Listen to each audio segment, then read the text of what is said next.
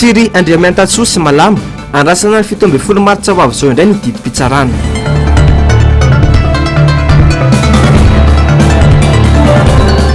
Rody be ny mpanohitra mitaky hatrany ny irosoana amin'ny fikaonan-doha am-pirenena.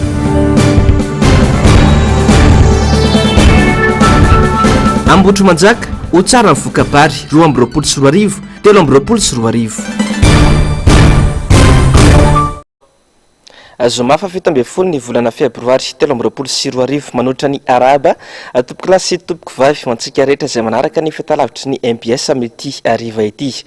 Tonga sondrainao atao anatin'ny fotoana ny fampalalam-bavao koa dia manasanao ampanajana sy ampitiavana ny tenako anaraka ny vavao hatramin'ny farany. Ny lafim-bavaon'ny politika avy hatrany ny firosoana amin'ny fikaonan-doha am-pirenena mialohan'ny fifidianana ihany no ahafahana mahazo antoka fahisiany ny fifidianana madio sy mangarahara ary ekeny rehetra eto amin'ny tany sy ny firenena hoy ny nambaran'ny RMDM na ny rodoben'ny mpanohitra ho an'ny demokrasia eto Madagasikara tamin'ity androany ity. Atakin'izy ireo ihany koa ny amoahana ny didy fampiarana amin'ny fametrahana ny filoha-lefitra fahafito eo anivon'ny anteny mera rotota eto Madagasikara. Nanao ny fanadihadiana momba izay onjalala ny arana avy manana sy Manolo Andriamalala.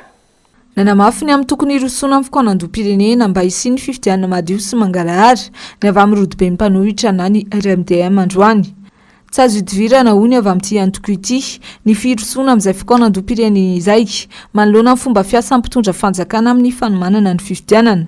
Nanamafy ny mpitondra tenin'ny RMDM fa misokatra amin'ny antoko rehetra izy ireo amin'ny fifampiresana sy ny fifanan-kalozan-kevitra mahakasika ny fifidianana sy ny fiainam-pirenena. Ilaina ny concertation nationale na fikaonan-doha-pirenena hoentina mamahaolana izay zavatra misy rehetra eto amin'ity firenentsika ity mialohany anatanterantsika le fifidianana ho avy satria hitatsika fatatsika fa manalasala ihany ny fikarakarana sy ny fanomanana an'izany fifidianana izany.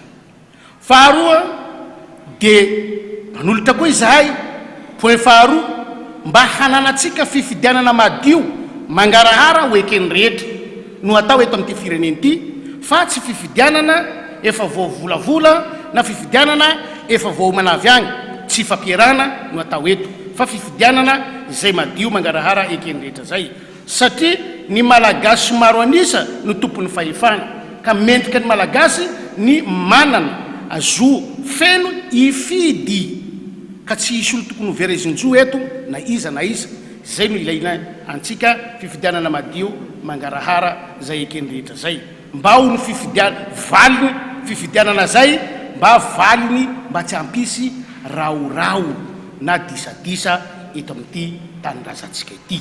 Ndao ifampiresaka tsika tsy misy maharatsy ny fifampiresana hoentin'ny fanjakana eo zay zavatra tiany horesany fa raha ohatra ka didiko fe lehibe no atao eto tsy isy olana ekan'izany jadona ane zany ka mba hialana an'izay jadona zay tsy isy olana eky jadona mba hialana an'izay ndao ifampiresaka rangahy inona ny olana amin'ny fifampiresany inona ny atahorana ao anatin'ny fifampiresana.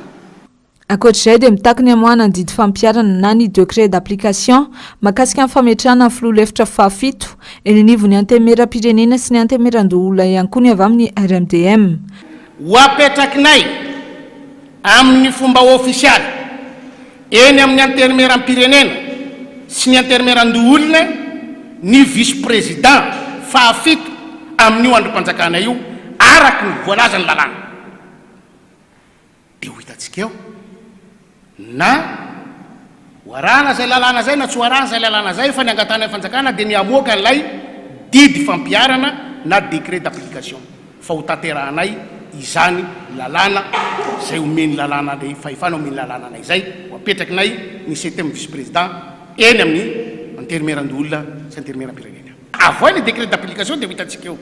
Dingana lehibe ahafahana miala amin'izao fahasahiranana andalovan'ny firenena sy ny vahoaka malagasy izao ny fifidianana ka mila atao madio sy mangarahara. Tsy azo ekena ihany koa ny fifidianana efa voaomana ho hiatrany avy amin'ny RMDM. Samatsapa ny mazava-dehibe ny fisoratana anarana anatin'ny lisi-pifidianana sy ny fandehanana mifidy avokoa ny akamaroan'ny olom-pirenena nanaova ny mpanao gazetina fanadihadiana androany. Na izany aza mbola misy ihany ireo marisarisa amin'ny fisoratana anarana anatin'ny lisi-pifidianana izay. Misy ihany koa ireo mametraka ayay amin'ny fomba fiasany seny amin'izao fotoana izao. Fanadihadiana mbola nataony onjalalaina Ranaivo Manana sy Manora Andriamalala hatrany. Efa saika nahavita ny fandratana anarana anaty lisi-pifidianana avokoa ny akamaroan'ireo olom-pirenena nanaovana fanadihadiana androany. Na izany aza nefa dia mbola misy andro tsy nahavita nanao izany noho ny antony maro. Antony iray tsy mamparisika ireo olona hisoratra anarana anaty lisi-pifidianana ihany koa ny fametrahan'ny olom-pirenena sasany ayay mahakasika ny fomba fiasan'ny seny amin'ny fanisana mpifidy. Efa nisoratra tamin'ny lisi-pifidianana toko zava-dehibe amiko ny fisoratana anarana mba olom-pirenena mba afaka manana ny zoaka hifidy. Fianakaviana rehetrarehetra ny eo an-tokantranoko no hitako efa voasoratra daholo. Efa soratra ako mahatonga le olona hoe kamo tsy hoe kamo izy. Efa manina moa amin'ilay fifidianana zany efa io ihany zany no atao eo, mety izay ny eritreriny angambany raha amin'ny fahazoko an'ilay izy. Fisoratana anarana sy mahazava-dehibe an'ilay izy amin'izay mangarahara ny zavatra atao dia fantatra ho vahoaka tsara hoe izao zany ny zavatra misy mba hialana amin'ilay hoe nisy kolokolo sy ny karazany avy eo. Tenako izao mbola tsy nisoratra tao anaty lisi-pifidianana. Nisy olona amin'ny fokotany ireny nandalo teo. Dia rehefa nandalo teo izy dia izaho moa zany ilay mandeha miasa. Dia rehefa avy niasa dia mbola hijery an'ilay kara-panondro aho dia nanontany an'ilay olona teo izy zany tao tokotaninay. Rehefa nanontany an'ilay olona izy niverina avy eo dia fa lasa ilay olona teo fa raha-pitsin'izay hoy izy. Dia rehefa tonga teo dia fa moa zany inona tsy moa ny azoko atao an'izany. Nianjy azy teo raha-pitsy tsy hitako tsara. Zava-dehibe hoy ireo olom-pirenena sendranay ny fisoratana anarana anaty lisi-pifidianana sy ny fandehanana mifidy ahafahana mamaritra ny hoavin'ny firenena. Zoan'ny tsirairay ny mifidy ka tokony hisitraka izany avokoa ireo olom-pirenena rehetra 12 taona ny miakatra. Ay zava-dehibe ko olona safidy eko mandalo tsy manana zo ianao raha ohatra hoe ny safidin'olona fotsiny ve no tsy maintsy mifidy aloha izy mba tsy sanenenana raha avy eo hoe takizay dia manentana ny olona rehetrarehetra mba hifidy fa very zo ianao raha mifidiko zavatra safidy io tsy nanana dia mba angaviana zany tsika mba hoe izay feno 12 taona rehetrarehetra moa dia mba hifidy mba tsy menomenona ohatran'ilay teo tsony na teo aloha na ny tokony tsy menomenona tsika fa mba samy nanana ny safiditsika koa tsika izay niara misaotra to. Tena zava-dehibe io tena manentana ny tsirairay mihitsy ahako satria isika zao anaty crise générale zany tena tsisy izay tsy mikaikaiky fa ny hevitra tena azontsika atao zany zao dia manentana antsika rehetrarehetra mba hifidy misoratra anavana amin'io. Mbola manana hatrany amin'ny volana May avy izao ny olom-pirenena tsirairay ahafahana manao izay fisoratana anarana izay eny anivon'ny fokontany. Raha ny antontanisa aloha dia efa mananky 500 ireo olona efa voasoratra anarana anaty lisi-pifidianana any amin'ny fokontany maromaro eto an-drenivohitra. Efa milamina avokoa ny fanamanana mikasika ilay hetsika fifiam-piarabanana tratra ny taona vaovao izay karakarain'ny komity talata maty ny alahady 10 febroary ho avy izao. Fantatra fa ho avy anotrina ny fotoana any an-toerana ihany koa ny Front National ny Antoko-Tiky Madagasikara ny Filo Marc Ravalomanana. Jessica Miray sy Toky Ramarola. Talata maty miatrika 2023. Eto amin'ny toerana malalaka ity eto faralaza talata maty no anatanterahina ilay hetsika karakarain'ny komity eto talata maty ny alahady 15 febroary avy izao. Efa vonona avokoa ny fanomanana rehetra na dia nisy aza ny olana tany amboalohany. Malalaka tsara ny toerana andraisana anisan'ny ho avy anotrina ny fotoana ihany koa ny Front National ny Antoko-Tiky Madagasikara Marc Ravalomanana. Anankitelo ny zavatra hitsangeto voalohany indrindra ireo dynamisation amin'ny base zany anankiray faharoa manarak'izay fifampiarabana tratry ny taona amin'ny président Ravalomanana satria izay vao iona aminazy dia fahatelo manarak'izay anome ireo toromarika rehetra izy momba ny fifidianana. Mbola resy lahatra amin'ny Antoko-Tima ny eto talata maty noho ny fahatsiarovana fa nilamina ny fitantanana nandritra ny fitondran'i Marc Ravalomanana. Za zany dia efa resy lahatra hatramin'ny ela ary mbola mandresy lahatra ny tsy resy lahatra ihany koa fa ny Antoko-Tima dia tena toko tsara ary tsy misy aravela ty fa tena tia ampandroso any Madagasikara. Amin'ny mahatanora ny tena moa zany a dia mpikambana ao anatin'ireny timankoa ny tenako a dia mbola mpianatra ary manana tanjona mbola hotratrarina lehibe indrindra amin'izao fiainana izao a dia nefany a ny antony tena hoe irosoko zany a sanosehako ny filomarika Ravalomanana dia mba amerenana indray ny rafitra tsara sy ny famerenana amin'loany ny tontolon'ny fampianarana. Ny alahady avy izao araka izany fotoana eto Aladamaty eto amin'ny kianja filalavam-baolina Faralaza. Tonga miaraka amin'ny fanombohana, miasa miaraka amin'ny fahombiazana. Misavorivory ary tsy maro toerana ireo androm-panjakana misahana ny filaminana sy ny fifidianana eto Madagasikara hoy nambaran'ny fandarana miara-manonja androany mitaky fijoroana amin'ny rariny sy ny itsiny ary fasahiana ny fanomanana sy fiatrehana ity fifidianana ity mba ho tena mangarara sy madio ary eken'ny rehetra hoy nambaran'ireo mpiatsehatra tao anatin'ny fandarana miara-manonja tamin'ity androany ity avitra Sondrabe sy Andrera Kotomalala. Mila samijoro sy maneho ny heriny rehetra ao anatin'izao fanomanana ny fifidianana izao. Izay manahy amin'ny ataony ihany no malaky miantso fitoniana hoy ny fandarana. Mila mahay mifampiaino ihany koa mba halavorary ny fanomanana rehetra ka mba ho madio sy eken'ny rehetra ny valim-pifidianana. Hanao fifidianana rantsika dia tokony hanana toetra mihitsy hoe miatrana, vonona anatanteraka zany fomba fifidianana zany. Ary ao anatin'ny filaminana tanteraka dia misy le fomba fiteniteny ny tena le manafina toetra miteny an'iny hoe ara-dalàna eken'ny rehetra zao le tena mpanao asa lika mpanao miteny an'iny manko mody hoe entina lehiberebena le vahoaka fa amiko rehefa tena hiatrana ny fifidianana io voalohany reto tokotelo reto any tena tompona ndraikitra voalohany raha tiana isy mifandrimpahalemana folo alida voalohany seny voaroa asese fa rehefa telo reo mihinanareo zany rehefa reo tena miatrana ka mandray ny andraikiny tsy men'ny feo avatsa nanao inona filoam-pirenena nanao inona ny gouvernemanta ka mijoro ohatra fa mpiarana ny lala-panorenana ka nidikan'io zany amiko le eo am'le fifidianana tokony enona ihany zany ny tenindreo havana ray aman-dreny ohatriny hoe fefoka ema ireto le atoko mpanotra. Nitondra tsikera makasika ny teto androm-pifidianana natolotry ny seniny solombavim-baoaka voafidy tao amin'ny distrika Anambohidratrimo. Fandikan-dalàna ary fanaovana ny fifidianana mialoha tsy mifanaraka amin'ny lalàna ilay sosikevitra natolotry ny seni hoy ny fanazavana. Ahoana faniry no ilotsika fa tsy mahay manisa andro ireo tompona raikitra ao seni rehefa nandray fanapahan-kevitra amoaka ny sosikevitra iny ka ilaza fa ny fahasivy volana Novambra dia mbola tafiditra ao anatin'ny 90 andro alohan'ny 7 Janoary. Satria zay daty io 7 Janoary ny fianianana ao amin'ny lalàna io any dia milaza hoe ny fiandohan'ny mandana fe-pitoam-piasan'ny filohan'ny repoblika dia manomboka amin'ny andro anaovan'ny fianianana. Zay le investiture. Zay le izy. Serment koa. Midika an'izay mifarana ny omaliny iny ny fitoam-piasany.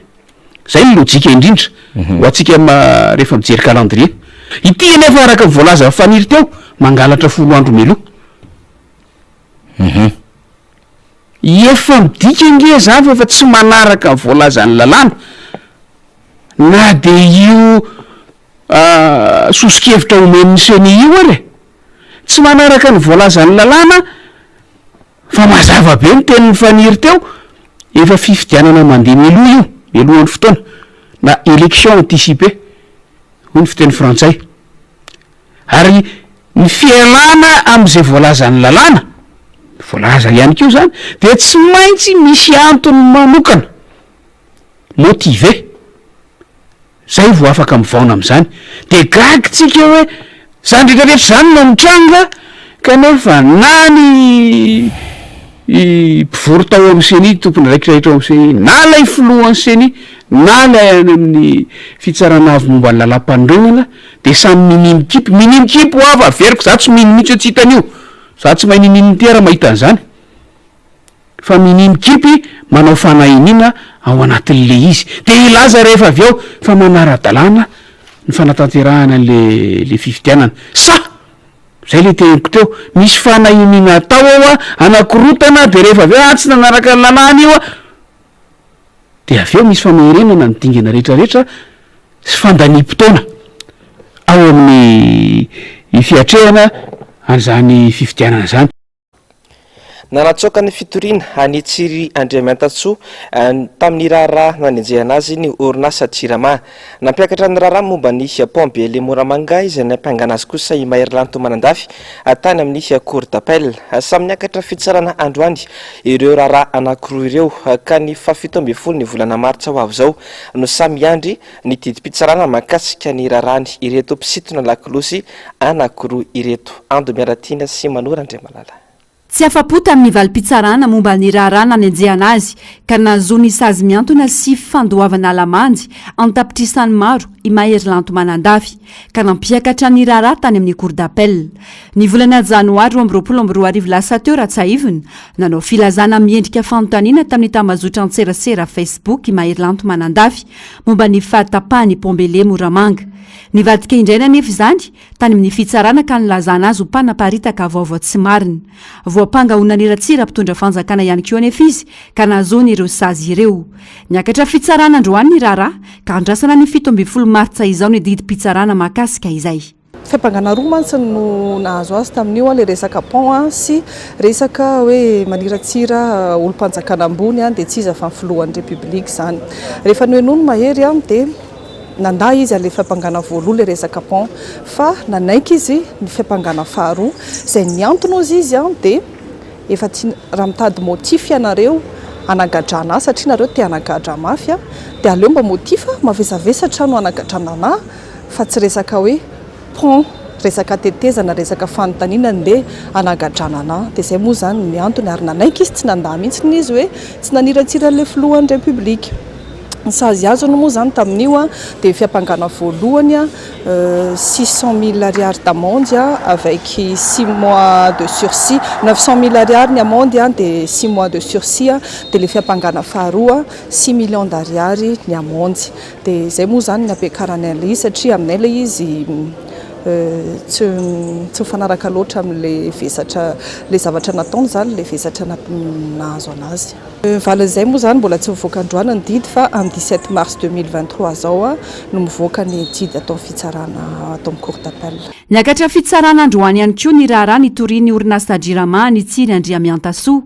Ny tenany ihany koa izay nanao filazana mahakasika ny fahatapahan-jiro teo amin'ny commune Bongatsara ny tapaky ny volana Desambra lasa teo. Miandry ny didim-pitsarana ivoaka ny 17 Martsa ihany koa ny tenany raha notsoahany Jirama kosa ny fitoriana momba azy. Dia natsoaka amin'ny fitoriana azy ny Jirama dia tsy fantatro hoe ahoana zany no mety vokatry ny didy fitsarana amin'ny 17 Mars. Tsy nataoko hoe ampiempotra le izy. Tsy tokony hiempotra zany mahakasika ny hoe fampahafantarana ny zava-misy amin'ny fiarahamonina satria ny tena olona amin'ny fiarahamonina maha olona fiarahamonina ny tena izay zany dia tokony hoe tsy hiempotra amina resaka azana ohatrany hoe zavatra fanenjehana zavatra tahaka ohatran'izany. Hatreto nefa amina hoe lanceur d'alerte tsy misy lalàna aloha miaro ny tena anatin'izay hoe ianao mpampaneno lakolosy na lanceur d'alerte dia mbo tsisy lalàna mamaritra mazava hoe ity ny fiarovanao dia ity ny linina tokony alehanao. Zany mampirisika aloha ny namana rehetra mpiseseho anatin'ny Facebook ny lanceur d'alerte rehetra andao hiadivana le lalàna miaro ny mpisintona lakolosy ny lanceur d'alerte. Tsikaritra tamin'ity fitondrana ity mandeha ho azy ny fitoriana sy fanagadran'olona. Tsy zaka ary matahotra mafy ny amin'ny mety ho fivoan'ny marina na ihany koa manohitoana ny zavatra tsy mety ataony. Farahery sisy izany. Fantatra fa nisy ny fianana nataony teo anivon'ny gouvernemanta malagasy sy ireo mpiara-miombonantoka teknika sy arabola amin'ny Madagasikara na ilay antsoina hoe PTF izay nitanterahana teny amin'ny ministerany raharaham-bahiny Tetsy Anosy androany. Hatramin'ny fotoana nanoratana dia mbola tsy nisy mipika ireo zavatra rehetra noresahana nandritra n'izay fianana izay akody andrasana araka izany. Ny fampitambavao mahakasika izay fianana izay. Fanarefeo miatso amin'ny tokony ananganana ny antsoina hoe CESC na ny filan-kevitra ara-toekarena sy sosialy ary ny kolotsaina ny solotena ny fiarahamonim-pirenena ny sehatra tsy miakina ary ny sendika androany. Nanatanteraka famelabelaran-kevitra izy ireo Tetsy Antaninarenina anolorana ny toromarika momba ny volavolan-dalàna ho fametrahana izany izay voavoafaritry ny lalampanorenana saingy tsy tafapetraka hatramin'ny androany. Nanao ny fanadidina momba izay Ando Miaratina sy Manora Andriamalala. tsy mbola teraka hatramin'izao ny ses na ny filan-kevitra radio-karena sy sosialy ary ny kolotsaina na dia efa voafaritry ny lalam-panorena ny repoblika faefatra ao amin'ny andiny fadimy amin'ny zato azy izany voatondry ny fitondram-panjakana izany mba hanomeny heviny momba ny volavolan-dalàna didim-panjakana na koa tolo-kevitra momba ny lalàna apetraka aminy voakasika izany ny toe-karena sosialy ary ny kolotsaina tsy voasahany kosa ny lalàna mikasika ny teti-bolam-panjakana efa nisy ny fifampiresahana sy fifampidiniana teo amin'ny mpiantsehatra maro saingy tsy nisy vokan'izany tsy hoe voazao izay fa efa ataoketotona maromaro nefa niresaka an'io filan-kevitra io hoe ny fametrahana azy fa ny mpitondra ny CC zany moa tsy vonona tam'le izy na koa izay koa tsy dia nahay loatra ny fomba zany tokony natao amin'ny fanatanterahana n'io filan-kevitra io dia izay no mahatonga anay hoe aloranga alohan'ny farana indray ny mandan'ny mpitondra amin'izao fotoana izao dia mba raha mbola azo atao dia atolotra zany amin'ny antenimieram-pirenena le izy amin'ny volana mai fa le izy angamba tsy dia izay loatra fa ny fahavononana natanteraka an'le izy mba hitsanganan'le izy satria mazava ho azy ny volazan'olona rehetra teo fa zava-dehibe le izy miaikytsika fa tena tokony ho rafitra anankiray zany izy io tokony apetraka satria rafitra anankiray ahafahany rehetra zany hoe hery rehetra izay efa mivondrona etsy aroa amin'ny fampandrosoana Madagasikara dia mba hivondrona le izy tsy ndrarahina hatry ny ela ny fametrahana ny filan-kevitra radio-karena sy sosialy ary ny kolotsaina mety ho vahaolana amin'ny sarotra lalovan'ny firenena ankehitriny anefa izany hoy ny fanazavana rentsika matetika ny fimonomononana hoe tsy mifanaraka amin'ny zavatra andrasan'ny vahoaka ny laharam-pamehana ny masoan'ny fanjakana nandritra ny taona vitsivitsy izay zany raha tsy agnatina fifampiresahana ary sehatra voalazan'ny lalàna tsy ho tonga mihitsy ilay izy sehatra anankiray voalazan'ny lalàna hitondrana ny hevitra dia mba afaka didy amin'ny fatana fa nandrehitra kitay tsy ny rehetra nisy androany atrikasa nasionaly no tanterahina tetsy an-tanina renina nanolorana ny toromarika momba ny volavolan-dalàna ny fananganana ny ses Madagasikara sy fampandraisana anjara ny rehetra amin'ny atsisika mba hahatonga ny tolo-kevitra rehetra ny voaka ho lalàna mikasika ny ses eto Madagasikara raha ny fampahafantarana manana iraka lehibe efatra ny ses toy ny fampahafantarana sy fanampiana ny mpitondra fanjakana amin'ny mahamety na tsy ny politika mpanjakana mampandroso ny fifanankalozan-kevitra ara-tsosialy sy ny fitediavana marimaritra iraisana vaovao avy any Ambatondrazaka misy fiantraikany-betsaka amin'ny fiarian'ny mponina indrindra ny tantsaha ao amin'ny komina Morarano Kroma ny tsy fandriam-pahalemana manao toy vakana ny fakana-keriny ka manao antsoavy ny mponina any antoerana ny Andrenarivony MPS Ambatondrazaka tsy mandry fahalemana ny komina ambanivohitra Morarano Kroma distrika Barafaravolo lasibatra amin'izany ireo tanàna somary manalavitra ny renivohitry ny komina ny resaka fakana-keriny no tena nalaza tao zay anisan'ny sakana iray tsy ahafahany tantsaha mamokatra aloha ny fisiny ity tsy fandriam-pahalemana ity ka anaovan'izy ireo antsoavo amin'ny mpitondra fanjakana komina Morarano Kroma zany atao anatin'ny roa taona dia resaka kindra-pinina zany tena hoe mampihoriny ny vahoaka ary mampihena ny fandehana ohatra hoe tambasy ny rehetrarehetra dia efa mihoriny vahoaka miova ny fomba piasa tsy maintsy miova manaraka zay ny fomba piasan'ny olona dia mba angatahana fitondram-panjakana zany hitady vahaolana maika amin'io mpantsitsika fikendrina pinina io misy mpitandra filaminana eto aminay fa miasa ihany zareo fa mety tsy ampy ny isany dia zay no angatahana hoe mba ampina ny isan'ny mpitandra filaminana anampiny efa eo fa ny etanterana zany miasa tao anatiny iray volana izao dia efa intelo sady ny trangana fakana-keriny tao anatin'izany komina ambanivohitra Morarano Kroma izany atreto aloha dia azo ambara fa antsony efitra trany ny antsoantsony ny mponina avy any anivony komina ambanivohitra Morarano Kroma iny fa mbola tsy hita aloha izay tena ezaka mivaingana ataon'ny mpitondra fanjakana vaovao ny toetry ny andro faritra dimy nahazo fampitandremana filazana fanairana amin'ny loko maitso ho fiomanana amin'ny fiaviany rivodoza Fredy izay tombanana ikasika ny morontsiraka afovoana tsy nananosy ny talata talata na ny alarbi ho avy izao.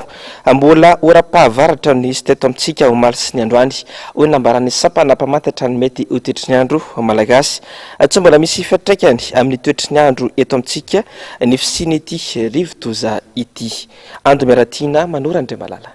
Mivoatra trany amin'ny ranomasimbe indiany ny Fredy, rivo-doza ny forona tany amin'ny fahadranomasina Australiana.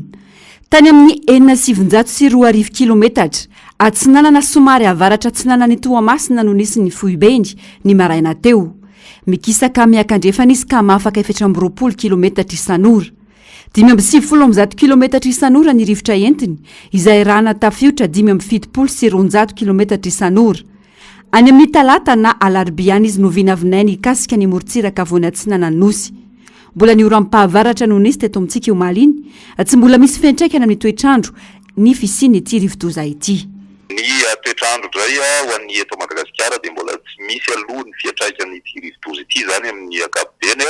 Tsy dia tampoka ny oram-baratra tamin'ny omaly satria dia efa nanomboka tamin'ny fiandroany herinandro izay teto amin'ny sapana famantarana ny toetry ny andro, nefa naminavinan'izay fa hiverina notsakorana manomboka ny omaly zany.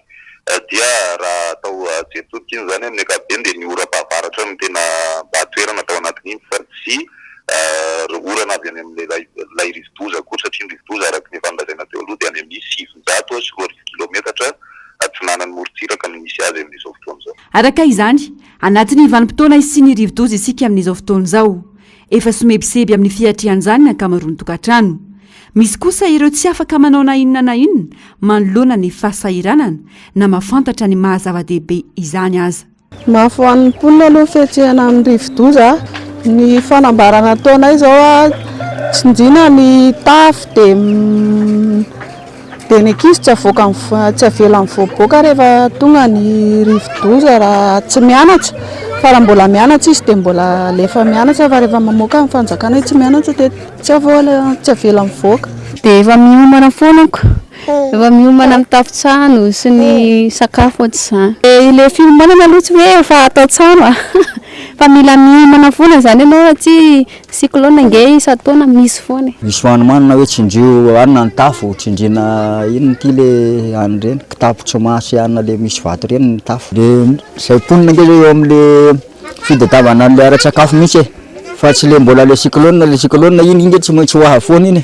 Fa le amin'le ponina mihitsy zao hoe aiza zao ny sakafo hohanina androany, tadiavina rapitso. Mila miomana sy mitandrina sady ihany koa ireo any amin'ny ilany atsinana nosiny. Nahazo filazana fanairana amin'ny loko maitso amin'izany analanjorofo, atsinanana, vatovavy, fitovinandry ary atsimo atsinanana. Anomboka ikorotana ny toetry ny andro any an-dranomasina ny alatsinainy ho avy zao no ny alondrano izay ateraky ny rivo-doza Fredy raha ny fampitamba-baovao avy amin'ny sampana mpamantatra ny toetry ny andro. Mila manaraka ireo fepetra omeny manam-pahefana eny fotony rehetra manoloanjany izay tsara fiomanana rahateo tsy ho tapohin'ny loza. Vaovao ny fambolena ny jalirano ary ratsatra ny vokatra vokabary atao amin'ny commune Ambohitrimanjaka atao anatin'ny entaona izay.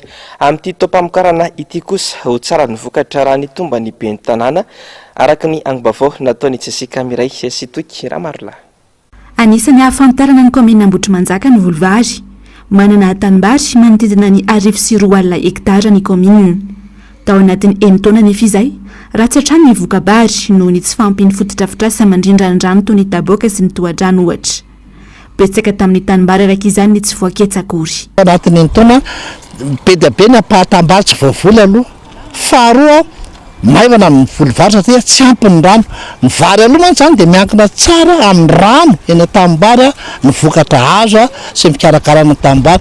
Izay rehetrarehetra zany na amin'ny vokatra tany ho any amin'ny 3 ataona hektara tany tamin'izany fotoana izany. Fiarian'ny mponina eto Ambohitrimanjaka mihitsy ny volovary sy ny tanimbary.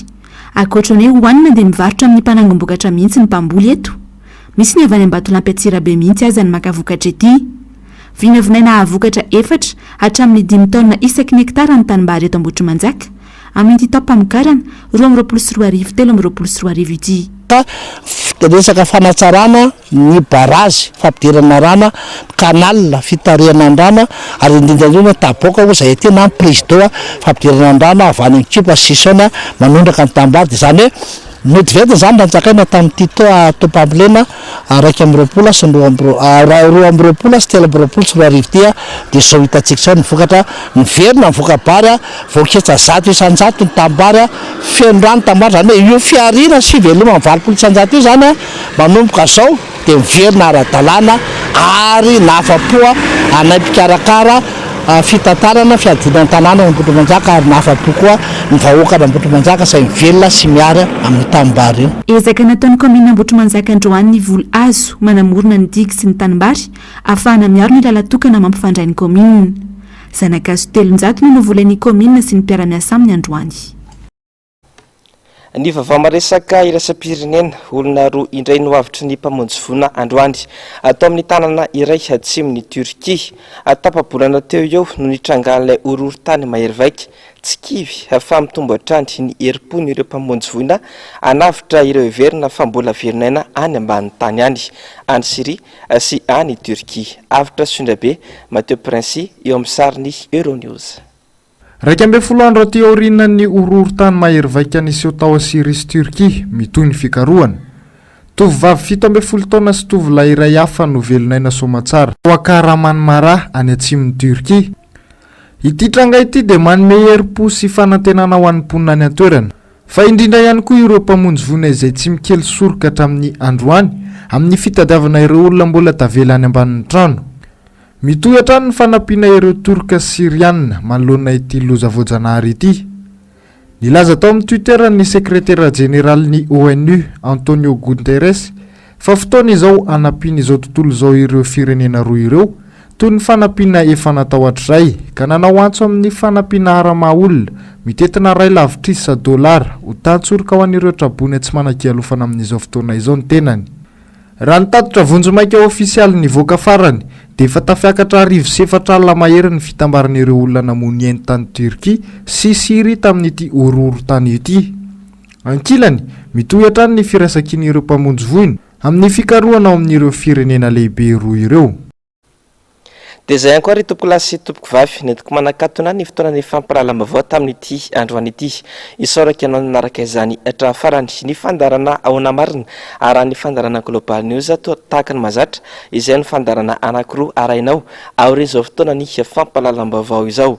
Aorin'izay kosa ny andian-tantara na ny série mitondra lohateny hoe Gli ary aorin'izay kosa ny horonan-tsary indray amin'izao mitondra lohateny hoe Les Sorcières Takelar.